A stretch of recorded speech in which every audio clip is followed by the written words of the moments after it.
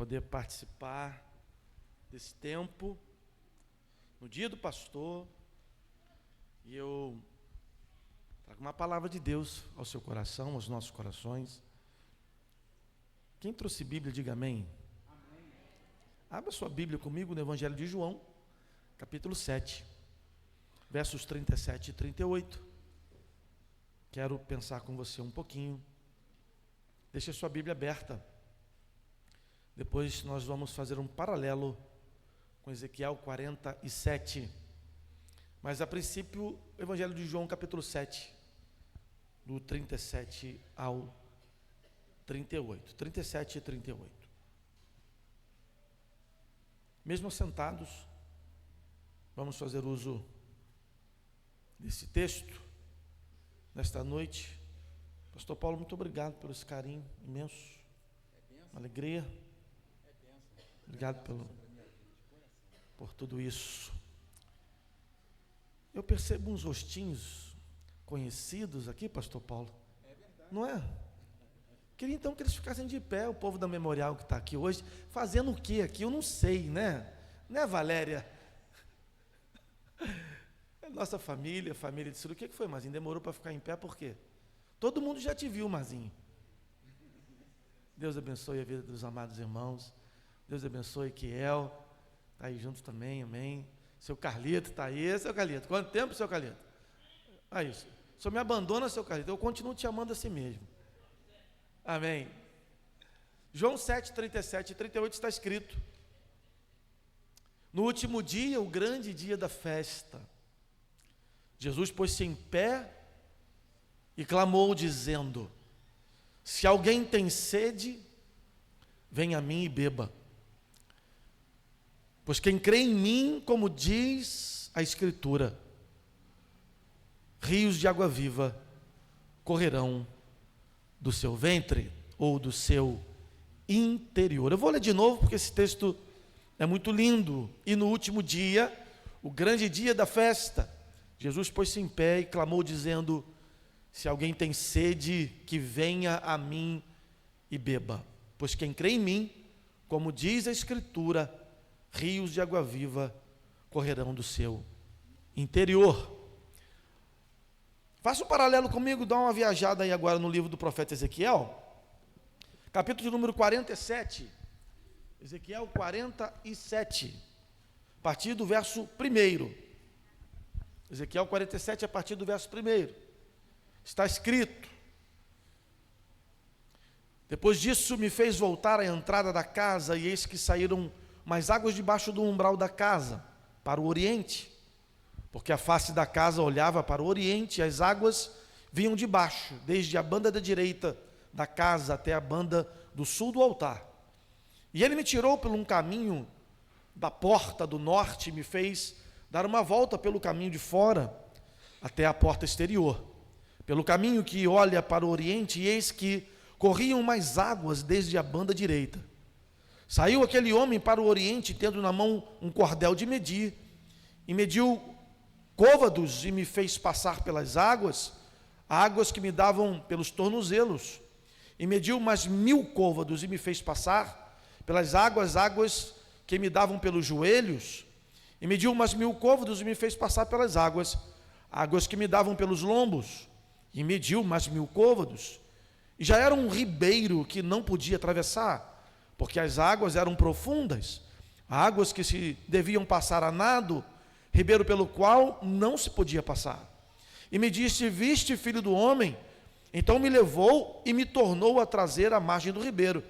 E tornando eu, eis que à margem do ribeiro havia uma grande abundância de árvores, de uma e de outra banda. Então me disse: estas águas saem para a região oriental e descem a campina, e entram no mar, e sendo levadas ao mar, sararão as águas. E será que toda criatura vivente que vier, por onde quer que entrarem esses 2 ribeiros, viverá, e haverá muitíssimo peixe, porque lá chegarão essas águas e sararão, e viverá tudo que por onde quer que entrar esse ribeiro. Será também que os pescadores estarão junto dele, desde em Engedi até em Eglaim, haverá lugar para estender as redes. O seu peixe, segundo a sua espécie, será como o peixe do mar grande, em multidão excessiva. Mas os seus charcos e os seus lamaceiros não sararão, serão deixados para sal. E junto do ribeiro, à sua margem, de uma e de outra banda, subirá toda sorte de árvore que dá fruto para comer. Não cairá a sua folha, nem perecerá o seu fruto. Nos seus meses produzirá novos frutos, porque as águas saem do santuário, e o seu fruto servirá de alimento, e a sua folha servirá de remédio. Amém. Amados, o primeiro texto que foi pensado aqui, lido, fala do encontro onde Jesus e os discípulos eles estão na festa dos tabernáculos. As festas dos tabernáculos, como toda grande festa judaica, ela tinha um período extenso, e Jesus pediu aos seus discípulos que fossem adiante dele, para que então fosse à frente a festa, e Jesus logo iria também participar, mas ele iria mais tarde.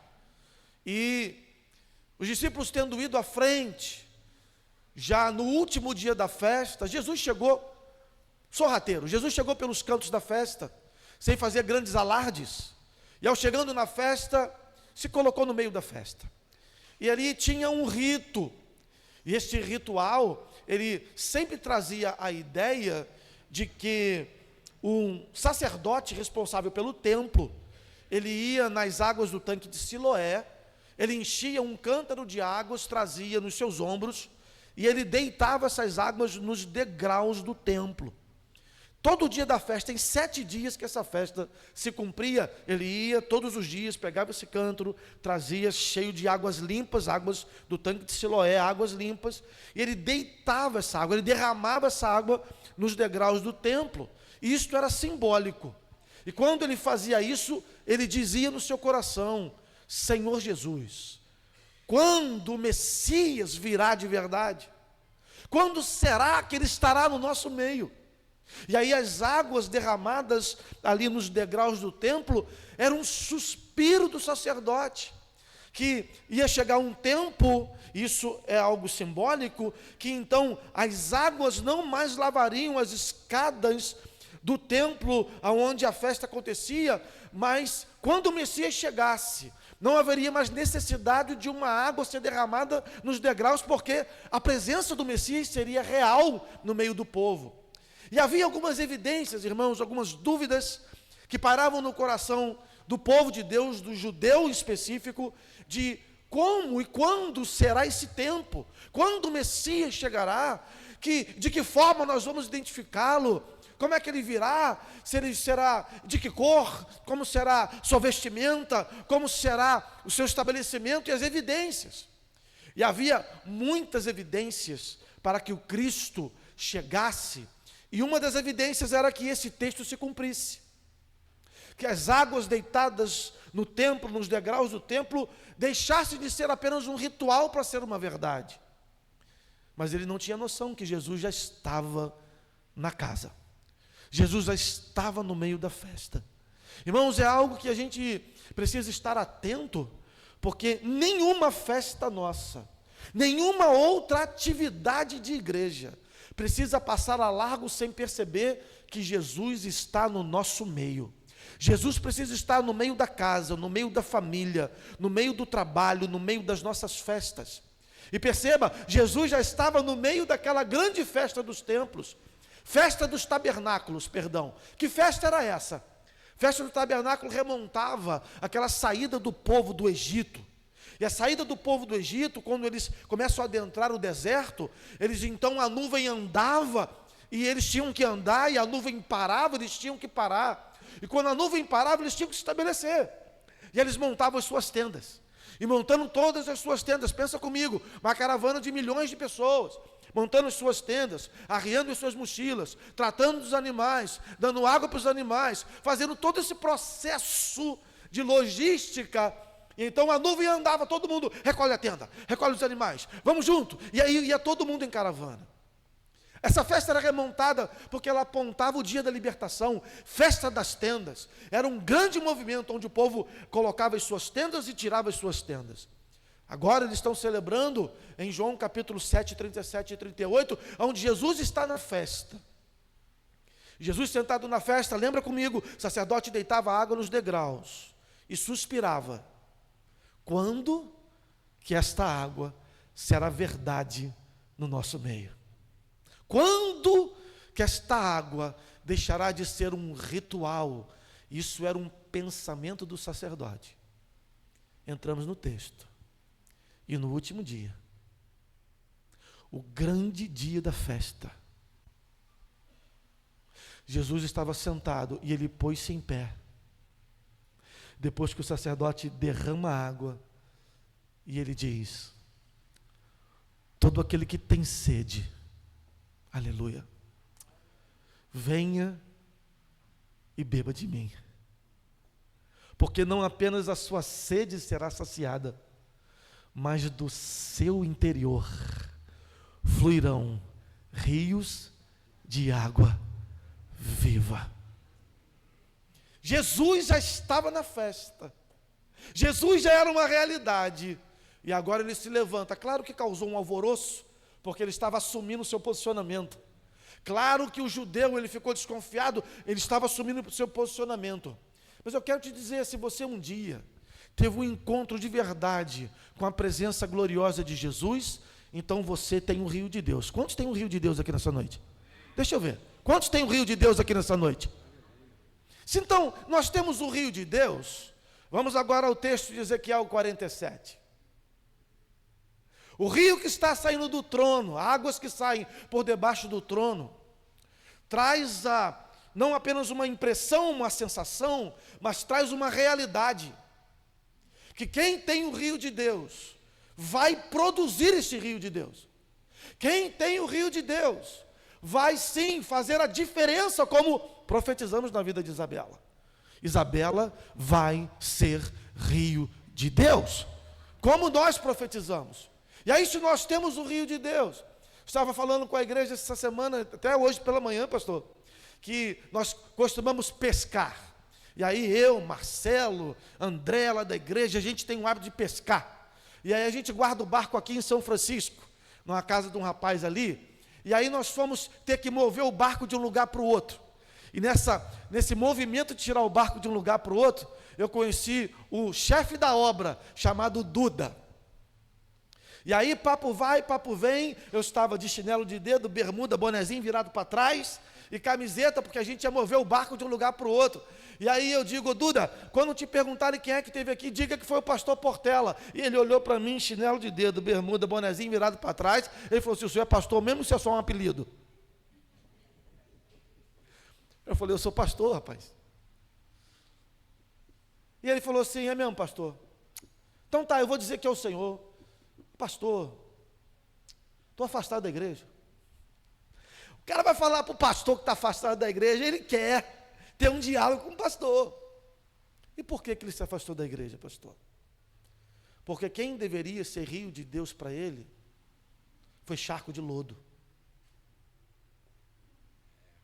Quem deveria ter sido rio de Deus para ele, vou te dar duas histórias das que ele me contou. Ele é morador de Caxias. Ele me disse que todo dia ele percebia, tinha um irmão de uma determinada igreja em pé perto da sua casa. Todo dia esse irmão está lá. E aí tinha uma senhora, uma jovem senhora que morava perto da sua casa, casada.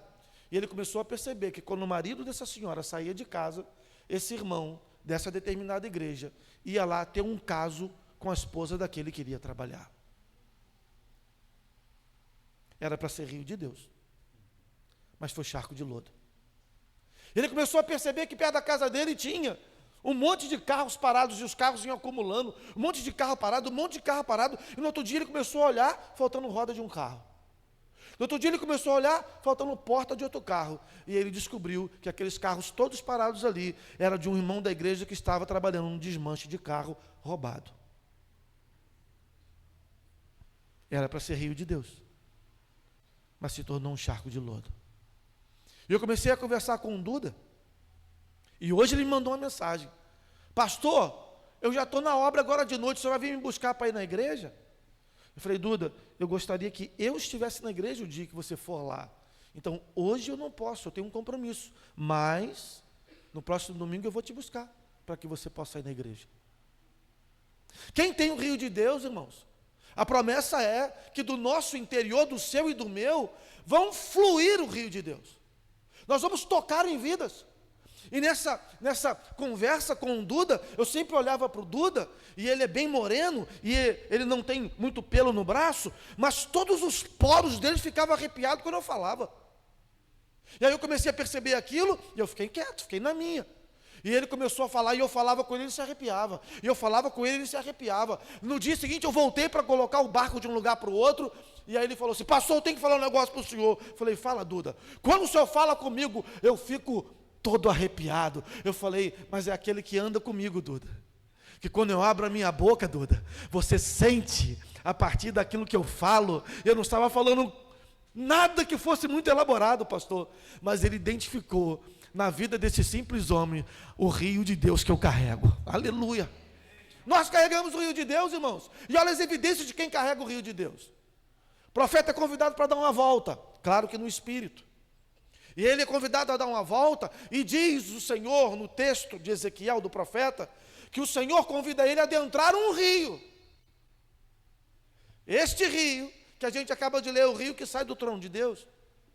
Vamos entrar neste rio, pega o profeta pela mão, e vai conduzindo o profeta rio adentro.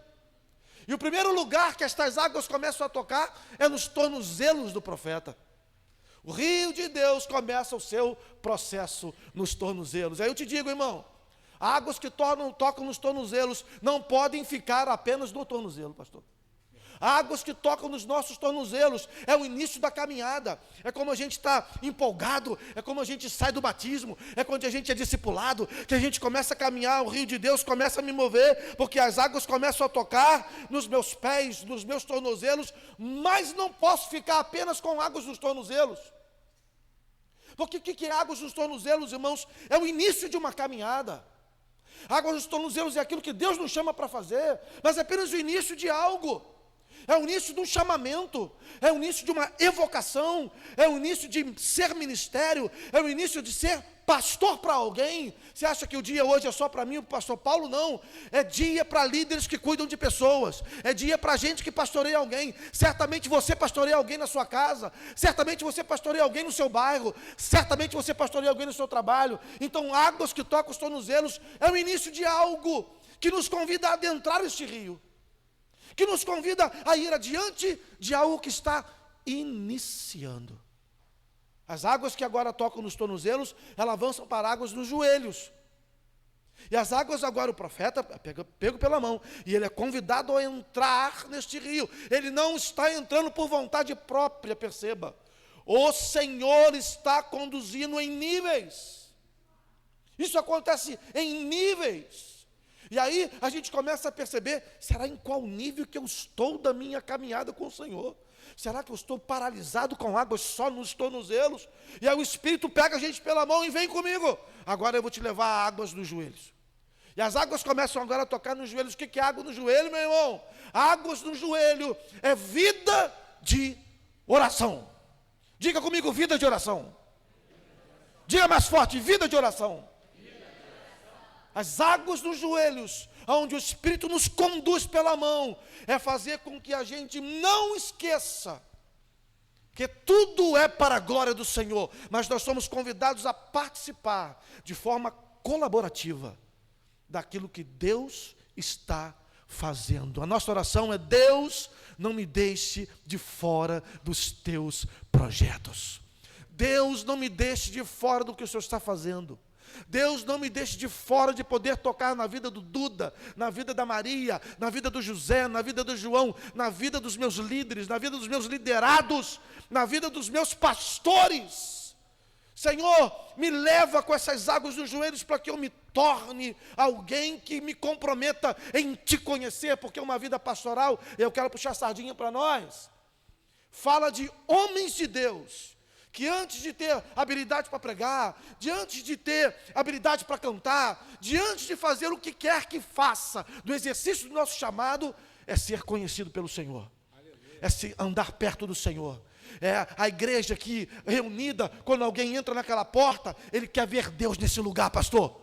Quer ver Deus na vida do pastor, quer ver Deus na vida da igreja, quer ver Deus na vida da comunhão.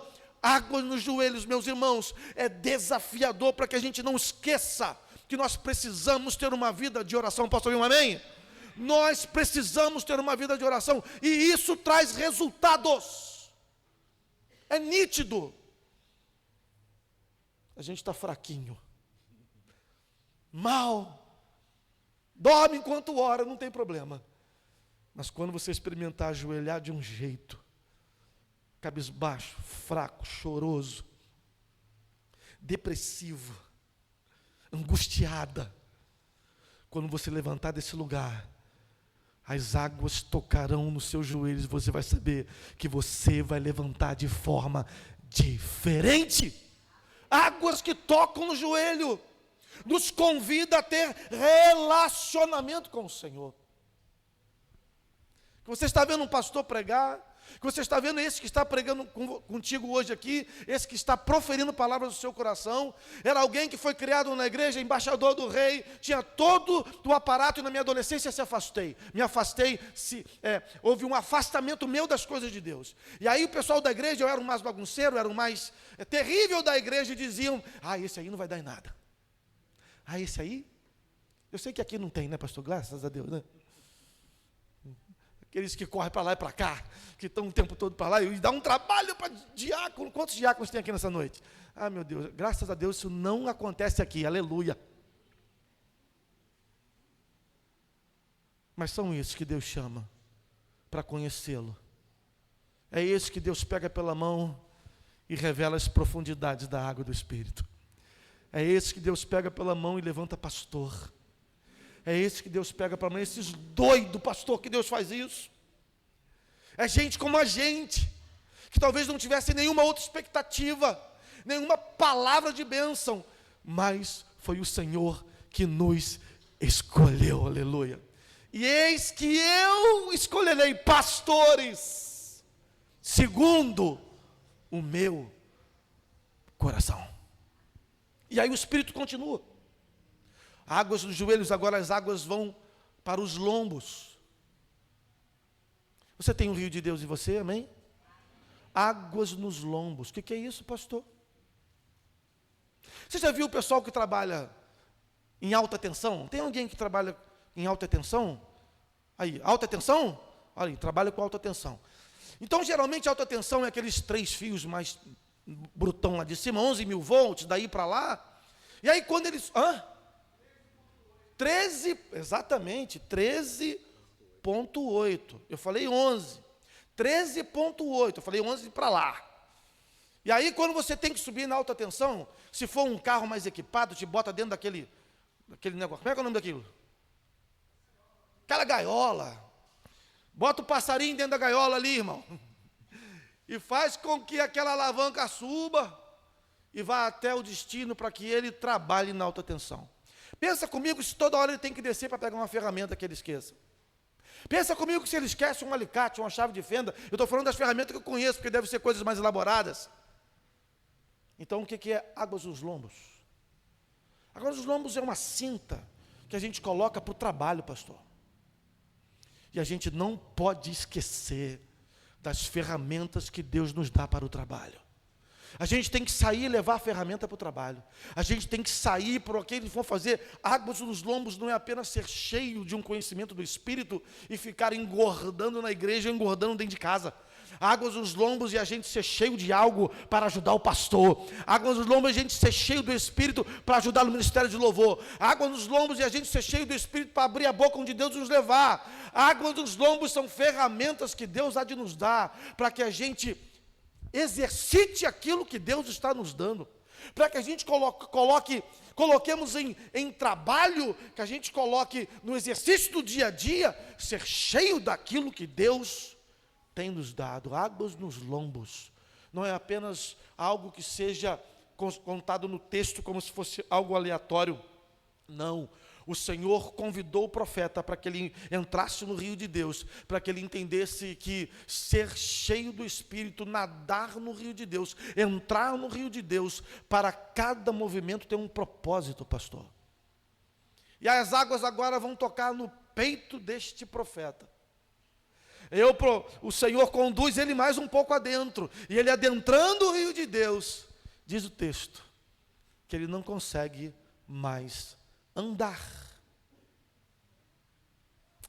Existe um tempo com Deus, irmãos, que a gente ou confia ou deixa de fazer o que a gente faz.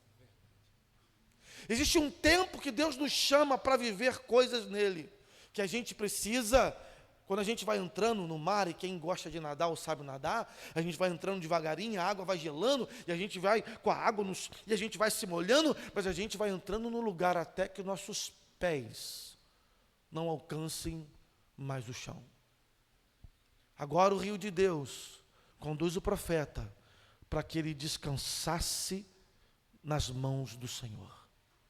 Talvez você esteja vivendo algo nesses dias, como a gente vive, como a gente constantemente precisa desta palavra, que é necessário, e Deus nos conduz a lugares que a gente não consegue mais pôr os pés, é confiar no chamamento de Deus para a nossa casa. É confiar, sem saber aonde vai parar, sem saber para onde Ele está me levando, é confiar que Ele está me levando. Todas as quartas-feiras nós fazemos estudos do livro de Salmos, e nós ultrapassamos agora o Salmo 85, mas o Salmo 85, verso 13, me trouxe uma reflexão profunda, e diz que a justiça vai adiante de Deus, e para cada pegada que eu dou, Deus transforma a minha pegada em novos caminhos. Quando a gente confia no Senhor e a gente vai pisando, o chão vai aparecendo. Deixa eu desafiar você aqui em fé, comece a pisar onde você tem dúvida, se você está direcionado, se o Senhor está pegando na sua mão, está te conduzindo, pode ir nessa direção, que o Senhor vai te garantir, aleluia. Mas o rio de Deus não para por aí. E agora ele mostra o rio de Deus, nos efeitos práticos da onde o rio de Deus passa. E diz que o rio de Deus vai entrar as águas de Meribá. Águas de Meribá. Você sabe o que são as águas de Meribá? É um mar morto. Diga comigo, mar morto. Diga de novo para eu tomar uma água, mar morto.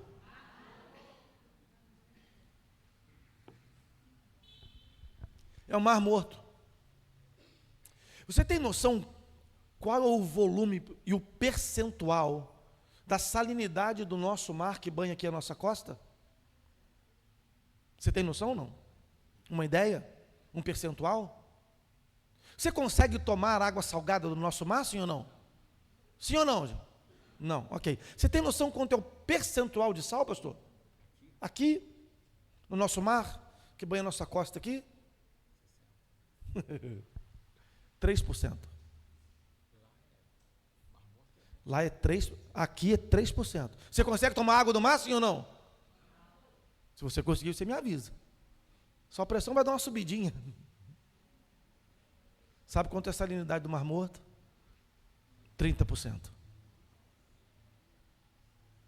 Lá não tem planta, não tem vida, não tem algas, não tem peixe. Mas há uma promessa para o rio de Deus. Aonde o rio de Deus passar, vai curar tudo que esteja morto. Se tem algo que está trazendo uma má impressão para você de um familiar que você acha que está morto espiritualmente, quando o rio de Deus passar lá, vai voltar a ter vida. Você crê nessa palavra? Se você está vivendo algo no seu trabalho, algo que está te pressionando, algo que está arrancando a tua noite de sono, algo que está fazendo você viver de remédio, quando o rio de Deus passa lá, o Senhor vai trazer vida àquilo que esteja morto. Você recebe essa palavra? Se tem um filho que está distante, se tem alguém que está no mundo das drogas, se tem alguém que está vivendo num lugar de prostituição, quando o rio de Deus passar lá, a vida vai voltar a pulsar. Aleluia. E não sou eu que estou dizendo, é a bendita palavra de Deus. E tem mais. O rio de Deus. O profeta está olhando. Ele olha, de um lado do rio tem árvore, do outro lado também tem árvore.